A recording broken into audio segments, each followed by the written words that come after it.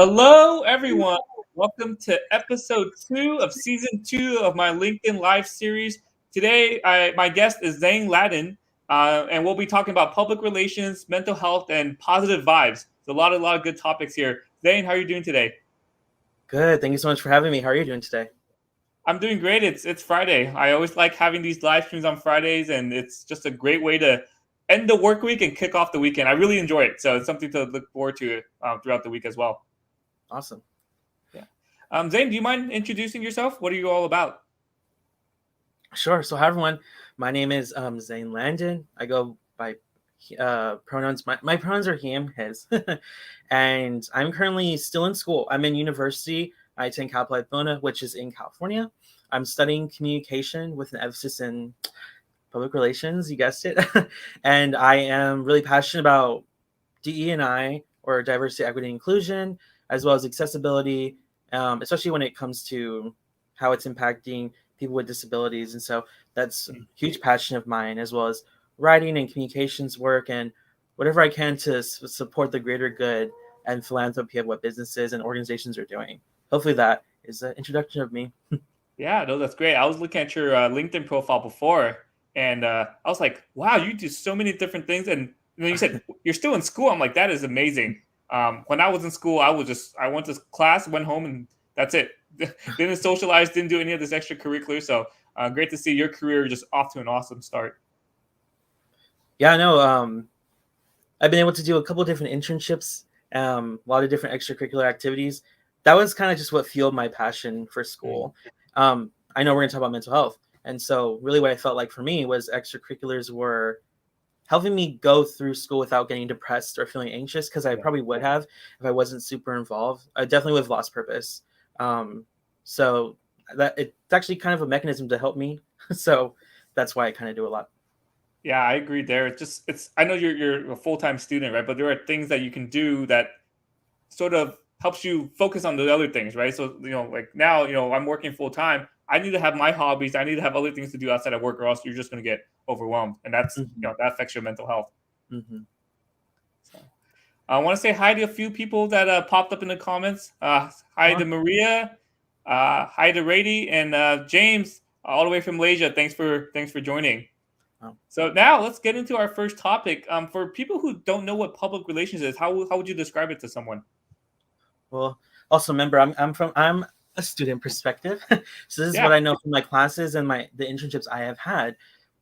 And the common theme I get from public relations is you're really getting information out in the public, and that can be anything from, if you're working at an organization and you're doing a big event, and so you send a press release to your contacts and you want to make sure it's getting on the mainstream media or it's getting on media platforms. That, I think, is the crux of public relations. But as public relations has definitely advanced, especially as we see in the digital era now, since things impacted by COVID, media and public opinion and just anything that has to do with getting information out there is essential, especially at a time like COVID-19, where a lot of misinformation is being spread. And it's really important that we get the correct and accurate information out, as well as tackling how to, stop the spread of misinformation. And so I think public relations has a lot of challenges and a lot of things it has to address, especially as it comes to this era of, like I said, misinformation. And through the roles that I've been able to do, one of them being at General Motors, one of the things that I got to do that was really exciting was I got to lead a campaign on a social media campaign, Twitter. On They do something called GM Voices, and so they share underrepresented voices. Luckily, I was there during the summer, and July is Disability Pride Month, and so I actually had the idea to actually feature people with disabilities during that month and share that General Motors does care about this. And I was really lucky and fortunate to be part of a team that did that. And it, so why I'm saying this is, public relations isn't just about big events or big things that companies are doing. It's also looking at sharing the things that companies are doing that you may not see, like, sharing the voices of people with disabilities, or just sharing these foundational things that are happening. And so that's what I think public relations is, and I think it has a huge future. In my opinion, I think the industry is definitely growing, especially with how things are, and I think people are starting to see it's incredibly important to have public relations professionals on your team, or just anyone doing public engagement or anything to do with getting information out to the public. Yeah, no, that's a great point. You really provided that perspective that I haven't seen before, right? So, because I think of public relations, a lot of people call it PR. I just think of it like you said at the very beginning. It's just like press releases. Here's some updates. Here's how our company's doing revenues wise, or here's some new product that we're releasing. So it's very very formal, if you know what I mean. And then you're sharing your example just from this past summer at GM, where I mean, you're posting on social media. You're sharing more about the culture of General Motors, the diversity, equity, inclusion, all those different things. So yeah, it's public relations isn't just formal a type of writing. It's on social media as well. It shows more of the personality of the company as well. Yeah, and because I mean, I wasn't around when traditional media was at its forefront, but media has changed so much as we are, I don't want to say bombarded, but we are introduced to content all the time. It's in our faces all the time. And there was a time where it wasn't like that. And you could pitch to just the big journalists.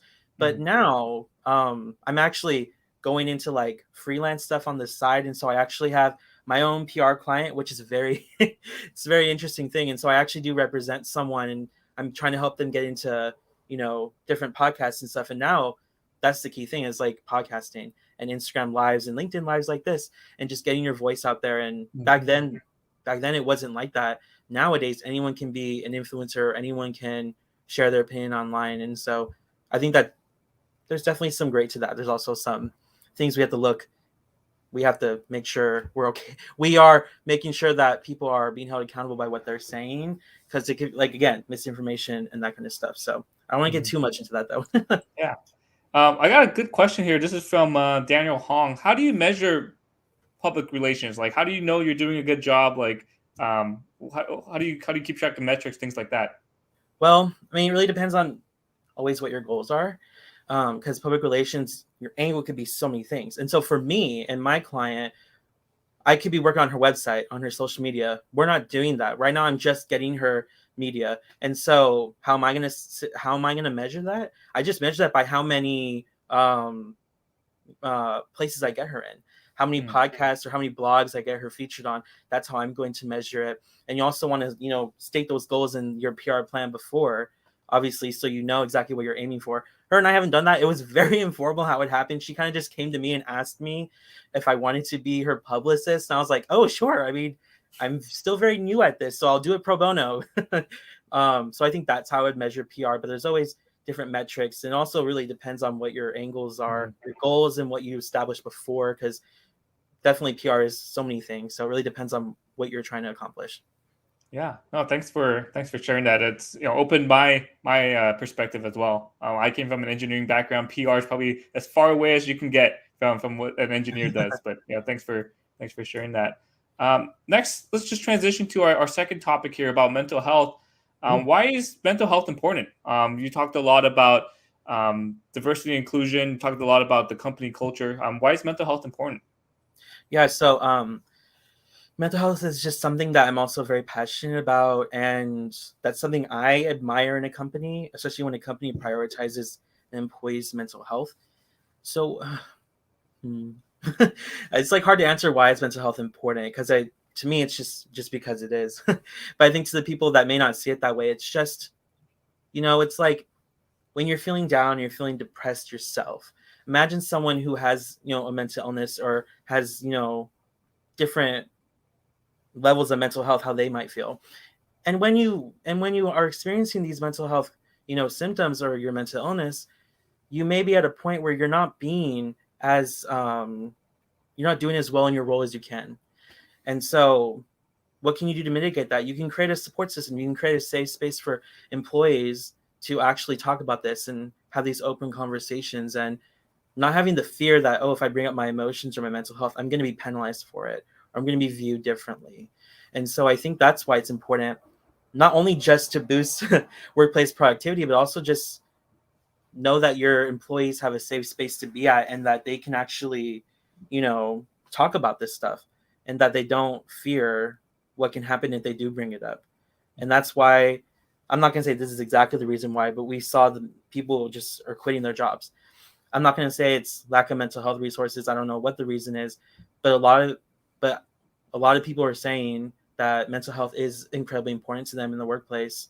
And if companies don't start addressing it very soon, more people will be quitting. If that's the reason. I'm saying if that's one of the reasons, but I really do think mental health is one of the reasons. I just don't have the data, but I think that if companies don't start talking about this stuff and really showing to their employees that they really care about their well-being and just them being a person, because mental health is about just being a person. That's what it's all about. And so I really think if companies don't start doing that, they won't survive. That's how I see it. Yeah. No, that's a great perspective, and had this in a previous live, a LinkedIn live, we had this conversation. But with mental health, it's invisible, right? It's not like a physical thing you can see. It's all in, you just can't see. It's invisible, and this is why having those conversations, having that safe space to talk about things is so important, because again, you just can't see it, right? If you're talking about your passion and with disabilities. Some disabilities are visible, but there are other ones like mental health. It's not. So that's why having that dialogue, having that conversation, having that safe space where people feel comfortable sharing it. I'm just having a rough day today. Like this is what's affecting me, and just people being open to that and supporting that person as well. That's why it's so important, especially in the workforce. Yeah, no, I agree. And no, yeah, definitely. There are more invisible disabilities than visible ones. And when we think about disability, we think of the visible disabilities when it goes much more beyond that. And the really interesting thing, myself having an invisible disability, I've been in the space of disability advocacy, so I know the people in it, and I know that they're pushing for, that there's nothing wrong with having a disability. And there's so many people that are judged on it based on that disability, and then they won't get hired, or they're going to be again viewed differently. And so I think it's really interesting to know, like you said, that mental health is invisible, which makes it even harder, because you never know when someone's struggling, or you never know when someone's experiencing these mental health symptoms or these feelings. And if your workplace doesn't encourage it, why would you ever say something? Like people with invisible disabilities, some of them have the choice to, say that they have a disability or not. And if they're in an environment or a workplace, again, that doesn't encourage it, why would you ever say anything? Because if you're doing well in your role and it's not an inclusive environment, but you're doing well, why would you ever want to mention it? You know? And I think it's unfortunate that people have to navigate that instead of just being able to just shed all those all those barriers and just kind of show their true self at work. And I think when you can be your true self, you'll maybe even be just a better employee and more productive.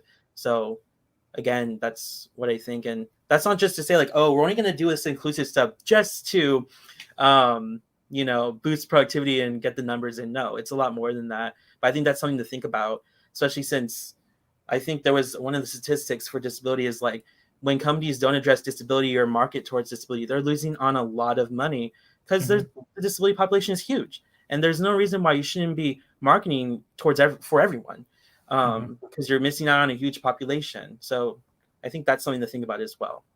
Yeah, a great point. And then Maria has a great comment here. How will you have a workforce if everyone's quitting, right? So this is why your employees are the most valuable asset in the company, right? And if they can't be their true self, if they can't be productive at work, then it just hurts the company's bottom line. Yeah. And then continuing on the same topic, I want to get your perspective on this. How do you take care, not just how do you take care of your own mental health, but we were talking about having these conversations and these dialogues. How can you also support other people's mental health challenges? I think one of the things that you can do to support other people's mental health is, for one, just if they're open to it, just ask questions. I think that's the first thing that you can do, is just have an open dialogue on what it means to have a certain mental illness or just mental health in general, because of course it's different for everyone. But I think the first step is, again, just opening up the conversation, having a healthy dialogue on what exactly the person needs and desires. And that's when I think you can know how to support them, instead of just assuming or thinking or avoiding it because you don't know, when most people actually appreciate just being asked. I mean, I talked to a lot of mental health advocates, and they're just like, just ask us. Like, you won't offend us. Just ask us what you can do, or we can point you into resources. And there's a lot of things that can be done by just being there for someone, just asking questions. I think that goes a long way.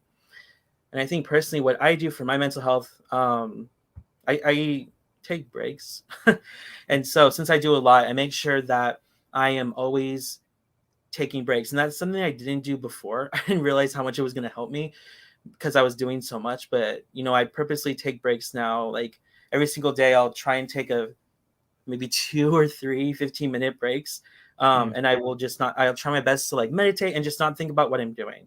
I think that's very helpful because when I first started it, I still would think about what I needed to do, and I really wasn't separating myself. So I think that's what was really helpful, especially when the pandemic began. I kind of like didn't know that there was the workforce versus being at home.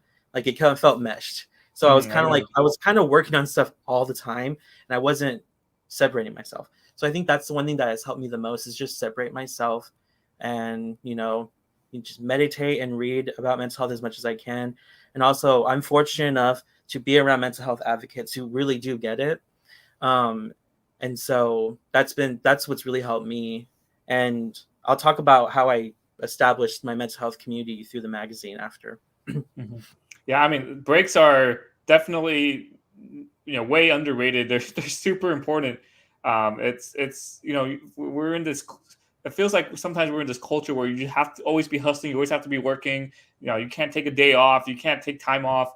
And that's why a lot of people get burned out. And burned out, it's direct impact on your mental health. So I really like what you said. You make sure you have 2 to 3 15-minute breaks, and it's just an actual break. You're meditating. You're clearing out your mind. You're focusing, or you're not focusing on work or school or anything. You're just really clearing your mind there. I've learned that as well, especially during the pandemic, working full time, working from home. You need to take a break, or else, because your work computer, your work stuff is literally right in front of you. We're in the same room. It's hard to get away. So you really have to take that break from things. Another thing is, if you're on vacation, actually be on vacation. Don't be working in your hotel room, right? That's not really a vacation as well. So, yep. And yep, great comment here, Daniel. Fresh air, vegetation, clear skies are free and pay dividends. So yeah, if you need to take a break, go for a walk, get some fresh air. Be physically in a different environment than the current place you are. So, and then Zane, you talked about Positive Vibes magazine. You want to share a little bit more about it? Sure.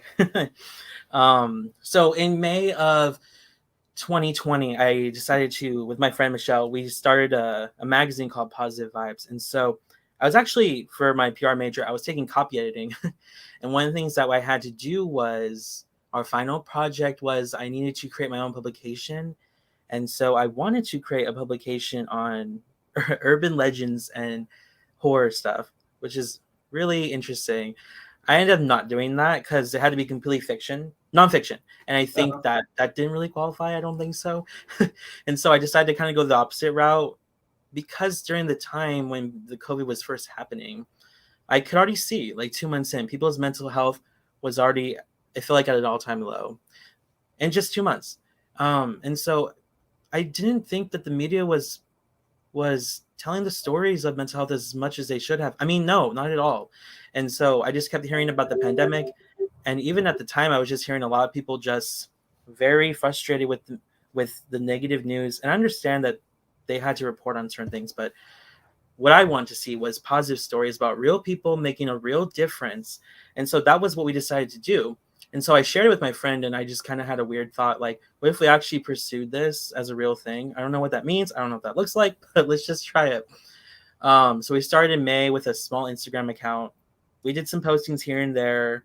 And then I had never used WordPress, but I decided to try and learn it and build a website through it. And then we had a couple of blog posts on there about mental health. And then one day we had one person, David Gardner, who is a life coach. He actually reached out about wanting to be interviewed. And I never thought we would be interviewing people. So it opened up such a unique opportunity for us, because I never thought it would be about that. I thought it was going to be about writing about topics and blogging and stuff. And so we did interview him, and she wrote the piece on him. And then since then, a lot of people have reached out about, wanting to be interviewed. And it's really funny how I want to go into public relations, and doing the magazine, we have PR and publicists reach out to us. So it's fun to see how it is on the other side. And it's also really cool that PR agencies are reaching out to us because we're like newsworthy, which I think is really exciting. um, so I think that's really cool. And so, since I started, I've learned so much about being an entrepreneur and just the different directions it went into. And our why is still the same and our foundation is still the same, which is, spread awareness about mental health, ask, the deep questions, and really be there for one another, and just share local and also global stories on people doing, really inspiring work. So I hope that answers your question on that. Yeah, and I was actually interviewed as part of Yeah. Positive Vibes magazine back in 2020, and because putting together this flyer talking about our topic, I was like, oh yeah, it sounds so familiar to me. And then I looked at my notes and said, yeah, I actually got interviewed. So it was a great experience. My post, or not my post, but the article from my interview, that's somewhere on the website as well. And actually, let me plug your website here, positivevibesmag.com. So it's amazing, how it just came from a school project, and now you're running with it. Now you're getting reached out for, your people are reaching out to you to be interviewed. You got external companies reaching out as well. That's Mhm. absolutely amazing. Yeah, no. Yeah, definitely please check it out. And we have, what's really cool about it, what I love about it, is we have just several perspectives, and the different directions it's taken. And so, like, we start off doing mental health, and that was the main focus, but it just moved in so many different directions to the point where I'm trying to feature, more people with disabilities, just because we don't see that in the mainstream media as well, and addressing the real authentic stories of that. And also, we kind of like established ourselves in the like new age spirituality movement. We somehow did. I don't know how. But we had people reaching out who are like mediums, who are psychics, who do energy healing. And I was always exposed to that stuff growing up. Not on like not a lot, but like my cousin, my sister do things like tarot and oracle and stuff. So I was always around some things like that. But it's so great to hear these different perspectives and how they heal the world, and they're like light workers, and they're like paving the way for a lot of people with this work. And so that's one of the things that's really cool, is again sharing stories we don't really hear about that much. I mean, I do think new age is becoming bigger, but anyways, that's one of the things I do love the most about it, is just hearing these stories. And some of the interviews have really, really like moved me so much, and I can't even describe it. It's a lot sometimes, some of these interviews I get to do. So very fortunate, and very fortunate for the team I have. We have around 15 Oh volunteers wow. we have 15 writers. Again, very fortunate that they're all, volunteers, and they dedicate their time for us. And so, yeah, it's been a huge project, and I can't wait for it to keep moving forward. Yeah, I don't know how you do it. You're a full time student. You're the CEO of a Positive Vibes magazine. You do all the outreach that you do as well. It's amazing, and that's why you said breaks are really really important to help with your mental health. So, as we wrap up here, I'm going to put Zane's LinkedIn profile here. Make sure to connect with him. And Zane, just want to give you a couple minutes. We talked about your Positive Vibes magazine, but I know you do so many other things. I just want to give you the opportunity to plug. What do you have upcoming? How do you help others, or what do you need help with? Yeah, so what's exciting is I've actually done quite a few interviews recently for the magazine, around I think 6. So and that's like in the span of like 2 or 3 weeks. So that was actually very exciting. So definitely please check out that content. Definitely follow me on LinkedIn, and let's connect. If you want to chat, please let me know to talk about anything public relations, finding an internship. I've done a lot of internships, so I have insights on how to get internships. I don't really like saying, okay, I've done like maybe around 15. I've done a lot. And that's because the ones I'm doing now, the ones I did at General Motors, I'm interning right now at NASA. Those are paid internships, and those take up a lot of my time. The ones I've done before are ones that I think people should be looking for, which they're really like, some of them are externships, some of them are mentorships, but you're getting small experience. And I didn't think I was ready for a full on internship like the ones I have now.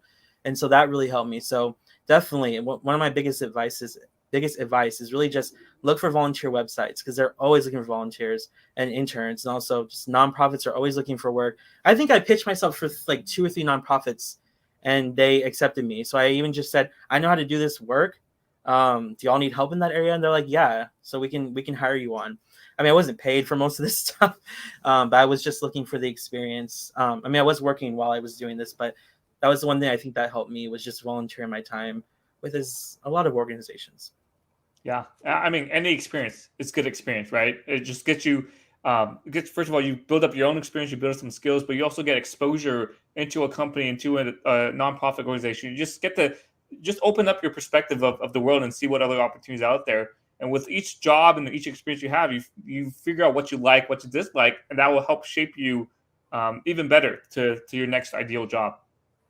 Yeah. So I know I talked about a bit about the PR work I'm doing now, not just in my roles, but as like a consultant or as just my own independent thing. I'm actually trying to actually launch a business in this, where I will support with social media and website, as well as career coaching. So whenever that comes out, please definitely reach out. It's all gonna be pro bono at first, because I'm still just trying to get, used to it and understand what it's like. And I don't want to, since I'm still so new, I don't want to promise anything when someone's paying me money. Like, I'll do it pro bono. So if anyone's interested, definitely reach out and let's chat if you want. Yeah, no, thank you so much, Zane. Again, here's his LinkedIn profile. Make sure to connect with them. He can help you with so many different things. He wears so many different hats. I don't know how you do it, Zane. But yeah, as we close out here, any final words about the topics things we talked about? Anything else you want to add? No, just thank you so much for this opportunity. And yeah, it was really exciting. So let me know how I can support you as well. Yeah, well, keep supporting my content. I have a website now, stephenhelpsyoucoaching.com. If you want to get on a coaching call with me, reach out. You can connect with me there. And yeah, no, I'm excited for 2022. A lot of great things going. I got the LinkedIn Live series. I'm taking last year's LinkedIn Lives, making them into a podcast. So I'm releasing an episode a week there. And then for just my personal life, getting married later this year. So I'm definitely looking forward to that. Oh, wow. Well, yep. Super exciting. Excited for you too for 2022. So yeah, thank you, everyone. Yeah. Thanks, everyone. Thank you to everyone who commented. And thank you so much, Zane, for being a guest here on my LinkedIn Live series. Yeah, of course. Thanks, All everyone. right. Thanks, everyone. Have a good weekend.